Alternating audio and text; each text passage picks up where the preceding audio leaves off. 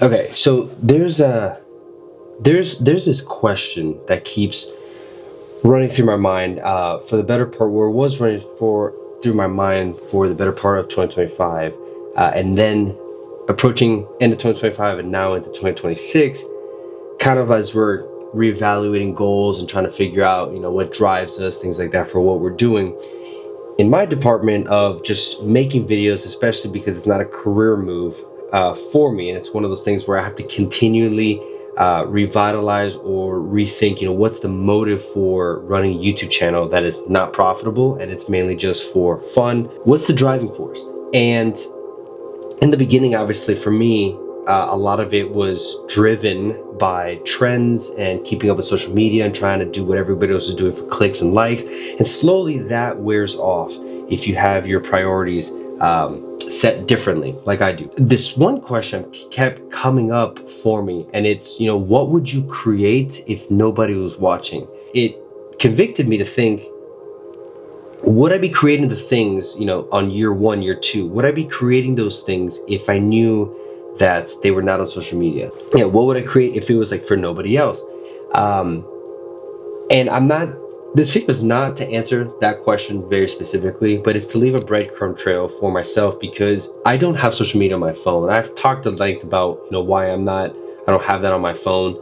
I have social media outlets, but I just don't have it on my phone for a very specific reason. It's because I don't want to get tripped up by the metrics. I don't want to get tripped up by the vanity of it all. Just making sure a video on YouTube is a 1 out of 10, or on Instagram, making sure it's got a certain amount of views and likes. Like I even disabled things like views on Instagram videos so that it would not be a metric that I can compare myself to. And so the looming question, what would you create if nobody was watching, was then answered in 2025.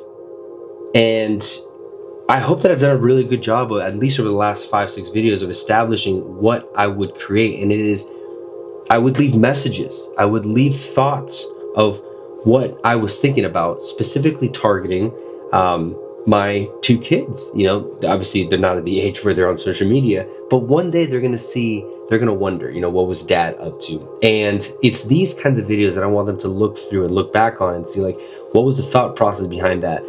How was dad enjoying his time out in nature or with a camera pointing it at a subject or things like that? Like, what was the thought process behind it? And it keeps things very simple. It keeps things very, hold on, this is distracting. It keeps things more centered and more grounded on just why I'm creating. It's for that. Now, I quit Instagram. The whole point is, like, I quit Instagram to be more creative, because Instagram was just like this super trap of ideas, and it gets you bottled up on figuring out, or trying to, viewing exactly what is popping off and encouraging you to go replicate that. But it kind of sucked creativity out of me. And I don't think I'm the only one. I've been seeing that a whole lot. So I quit Instagram for the better part of, last year. And I don't have plans of bringing it back because that question just keeps bothering me when I go back to metrics and want to chase vanity in that sense. And it's, what would you create if nobody was watching? And the answer is, the answer to that kind of a challenge is, like, go and create that thing.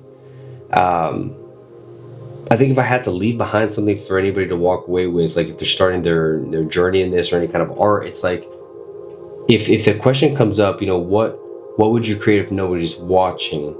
If the answer to that is something that is, authentic and it is enjoyable, it speaks to who you are, speaks to your values, or just, you thoroughly enjoy, like, go and create that thing. Create it as if nobody's watching, because then you also don't have that pressure of, what's somebody going to think about me, or what's how am I going to be viewed in this sphere, or maybe, you get imposter syndrome, like, who are you to be talking about this? You have no idea. I have no idea. I have no business holding a camera. I just picked it up for the first time, 3.5-4 years ago. But I don't know. I think there's something about, like, just keeping it innocent and keeping it.